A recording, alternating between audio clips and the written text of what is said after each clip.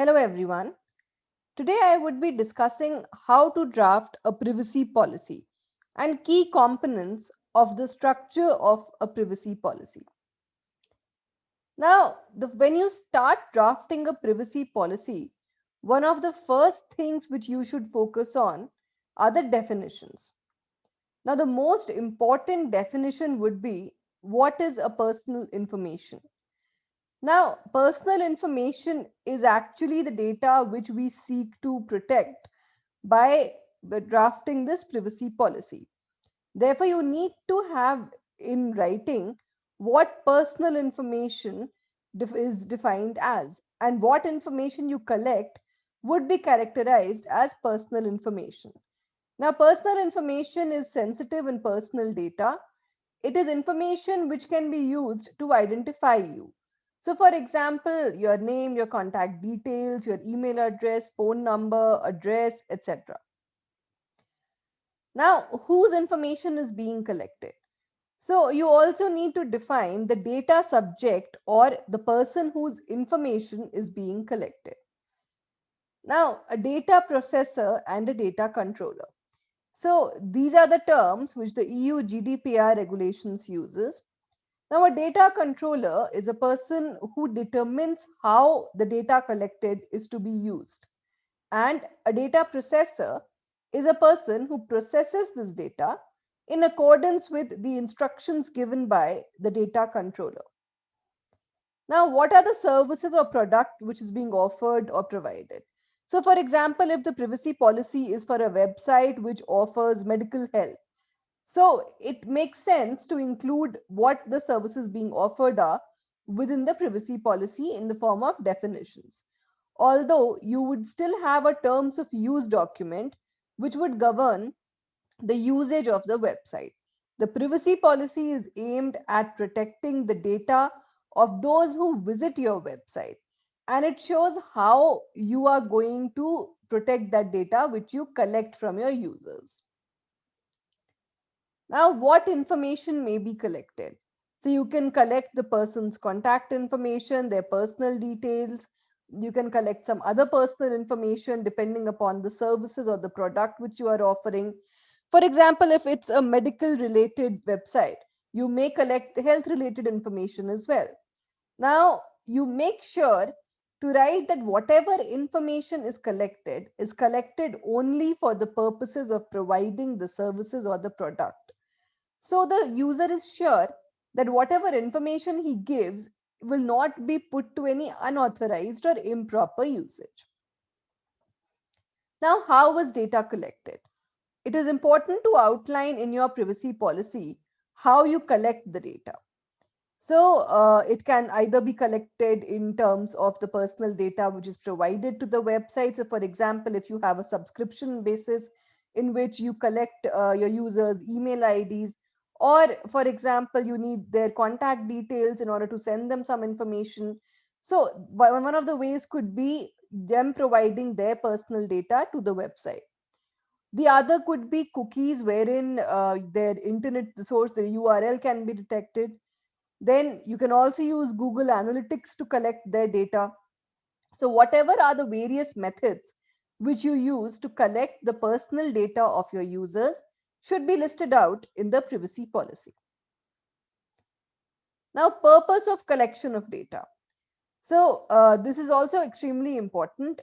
Every privacy policy should outline why the data is being collected. So, in most cases, it is either for the verification of identity of a person, so that no a non-user or maybe a wrong kind of person comes and actually gives their data into your website. So, you need to be sure of who is using your website, and especially if you have an account-based system. Now, provision of services.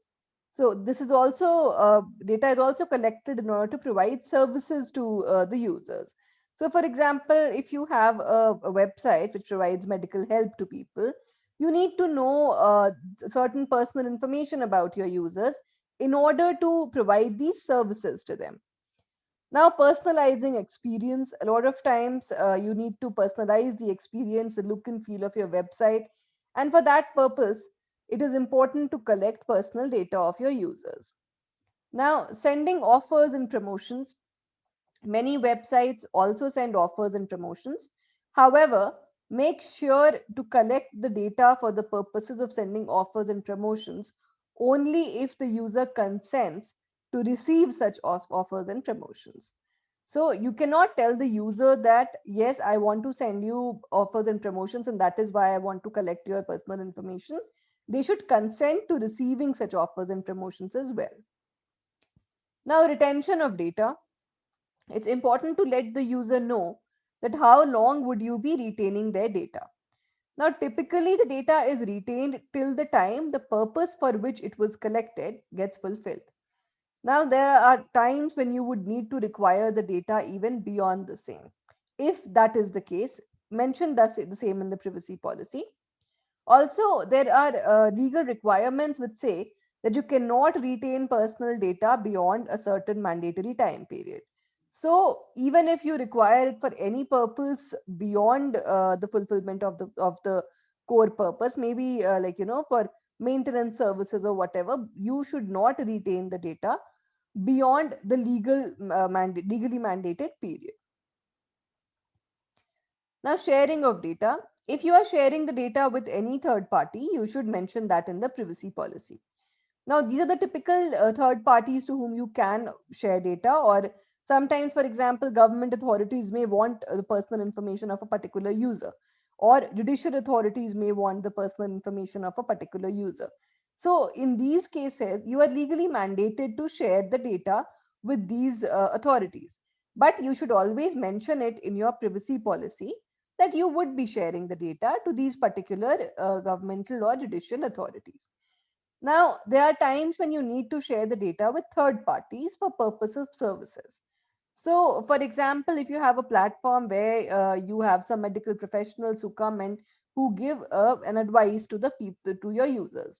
Now, you may need to share the data with these medical professionals. So, therefore, you need to enter into a separate NDA with these professionals who come to your website and gain an access to the personal information of the users. But at the same time, you should also inform the user in your privacy policy that you are sharing your data with such third parties. Similarly, you may need to share the data with your employees or your consultants for the services to get delivered. So, again, you need to enter into a non disclosure agreement with such employees or consultants. Now, measures of protection, you need to tell the user how do you protect the data which you collect from them. So, one of the ways could be encrypting the data. You could tell them about the various security measures and practices which you take, if there are any other legally required measures that need to be taken. So, basically, this section of your privacy policy is going to tell the user how you are protecting the data which you collect from them. So these are the basic components of a privacy policy, which you should be sure to include in a privacy policy. There can be many more. For example, a privacy policy can be changed at any point of time.